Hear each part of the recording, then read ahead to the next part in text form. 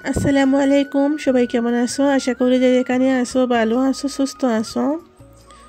আল্লাহর রহমতে আলহামদুলিল্লাহ আমিও ভালো আছি। আজকে আরও একটি রেসিপি নিয়ে চলে আসছি আপনাদের মাঝে শেয়ার করার জন্য। আজকের রেসিপিটা হয়তো আপনারা টাইটেল আর থাম্বনেল দেখে বুঝে গিয়েছেন কী রেসিপি শেয়ার করব। আজকে হচ্ছে আমি ফুলকপি দিয়ে আর দেশি আলু দিয়ে টমেটো দিয়ে একটা রেসিপি করব। নিরামিষ করব, মাছ মাংস ছাড়াই, কিন্তু খেতে মাংসের চেয়েও আরও বেশি মজা লাগবে।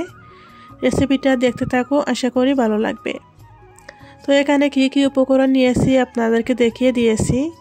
এখানে সরিষা আর জিরা নিয়েছি, তারপর পেঁয়াজ, রসুন, কাঁচামরিচ, ওইগুলো আমি বেটে নেব। আর বাকি ফুলকপি তারপরে আলু হচ্ছে পরে আমি কীভাবে রান্না করি আপনারা দেখতে থাকো, আশা করি ভিডিওটা ভালো লাগবে। অনেক মজাদার একটা রেসিপি, আপনারা দেখে ভালো লাগলে একবার হলে ট্রাই করবেন। এইভাবে ফুলকপি মাছ মাংস না থাকলে মাছ মাংসের চেয়ে আরও বেশি মজা লাগে এইভাবে রান্না করে খেলে। তো এখন আমি প্রথমে ফুলকপি আর আলুগুলো ভেজে নেব। আমার মশলাটা বাটা হয়ে গিয়েছে। এখানে আমি তেলের মাঝেই হলুদের পাউডার আর লবণ দিয়ে দিয়েছি। তেলের মাঝেই হলুদের পাউডার আর লবণ দিলে কি হয়, সবজিতে ভালো করে হলুদ পাউডারটা ভালো করে লাগে, সেই কারণে আমি তেলের মাঝেই দিয়ে দিয়েছি। আর এমনিতে দিলে একটার গায়ে লাগে একটাতে লাগে না, এরকম হয়ে যায়। আপনারা হয়তো দেখেই বুঝতে পারতেছেন সবটা আলু কত সুন্দরভাবে কালার হয়েছে তেলের মাঝে হলুদের পাউডারটা দেওয়ায়। আমার আলুগুলা ভাজা করা হয়ে গিয়েছে, হালকা ভেজে নিয়েছি। এখন আমি ফুলকপিগুলো ভেজে নেব। ফুলকপিগুলো আমি হালকা ভেজে নেব, ভালো করে সুন্দর করে কি লাল করব না, হালকা ভাজলেই হবে। একটু ফুলকপির যে কাঁচা গন্ধটাকে সেটা দূর করার জন্য হালকা ভাজতেছি।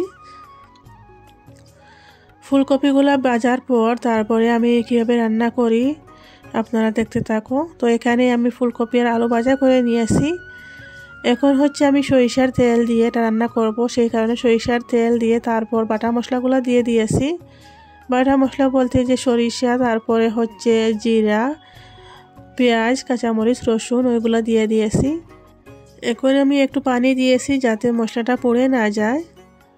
আর এখানে আমি আদা রসুনের পেস্ট ব্যবহার করব না, যেহেতু রসুন আমি বেটে দিয়ে ব্লেন্ডারে ব্লেন্ড করে দিয়েছি পেঁয়াজের সাথে, সেই কারণে আমি এখানে মশলা দিয়ে দিয়েছি। হলুদের পাউডার দিয়েছি আধা চামচ, ধনিয়া পাউডার আধা চামচ, মরিচের পাউডার আধা চামচ থেকে একটু বেশি দিয়েছি, আর একটু গরম মশলা দিয়েছি।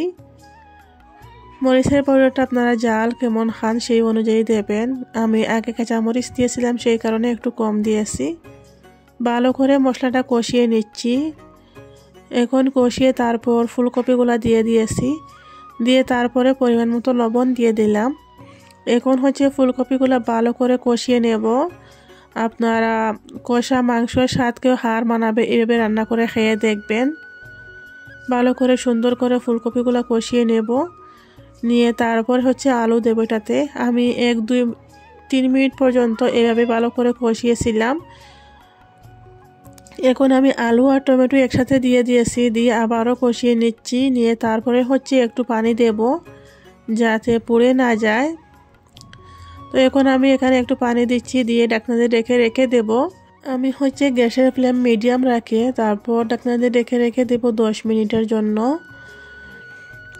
যাতে ফুলকপিগুলা আস্তে আস্তে সিদ্ধ হয়। আর এই পানিতে আমি পুরোপুরি সিদ্ধ করে নেব, যেহেতু আমি অনেকক্ষণ সময় নিয়ে কষিয়েছি ফুলকপিগুলা, তারপরে হচ্ছে ফুলকপি আলু আগে থেকে ভাজা করে নিয়েছি, সেই কারণে সিদ্ধ হতে বেশি সময় লাগবে না। এই যে আমি ঢাকনাতে রেখে দিয়েছিলাম 10 মিনিট, তো 10 মিনিটে আমার ফুলকপিগুলা আর আলু সিদ্ধ হয়ে গিয়েছে, আপনারা দেখতেই পারতেছেন। তো এখানে আমি এখন জুলের পানি অ্যাড করে নেব। আমি প্রথমে যে পানি দিয়েছিলাম গ্যাসের ফ্লেমটা মিডিয়াম রাখে আমি 10 মিনিট পর্যন্ত রাখছি। আস্তে আস্তে করে আমার ফুলকপিগুলো সিদ্ধ হয়ে গিয়েছে, কারণ আগে আমি অনেকক্ষণ সময় নিয়ে কষিয়েছি, তো সেটা একটু স্কিপ করে আপনাদের সাথে শেয়ার করেছি, কারণ ভিডিও বেশি লম্বা হয়ে যাবে সেই কারণে। আর জুলের পানিটা আমি এরকমই রাখবো, আর এখানে পানি অ্যাড করব না। এখন আমি আরও 5 মিনিটের জন্য রেখে দেব ভালো করে ফুটে ওঠার জন্য। তো এই যে দেখতে পারতেছেন একেবারে সুন্দরভাবে ফুটে উঠেছে, আর পানিটা একটু হলেও কম হয়েছে আরও। এখন আমি ধনিয়া পাতা দিয়ে দেব। সত্যি বলতেছি, আপনারা একবার হলেও এইভাবে রান্না করে খেয়ে দেখবেন, অনেক মজা হয়।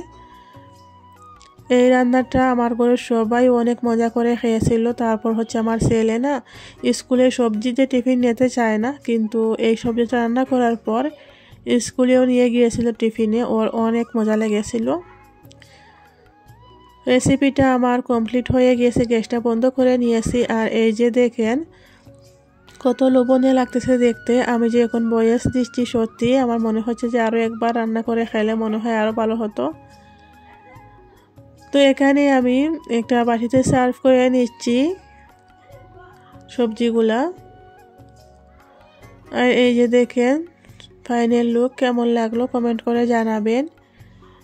যদি আপনাদের কাছে ভালো লেগে থাকে তাহলে একটা লাইক দিতে ভুলে গেলে লাইক দিয়ে দিবেন। আর আমার চ্যানেল নতুন হলে চ্যানেলটাকে সাবস্ক্রাইব করে নোটিফিকেশন অন করে দিও, যাতে আমি ভিডিও ছাড়ার সাথে সাথে আপনাদের কাছে পৌঁছে যায় আর আপনারা সময় সুযোগ করে দেখতে পারেন। আজকের ভিডিওটা এখানেই শেষ করতেছি। সবাই ভালো থেকো। আল্লাহ হাফিজ সবাইকে।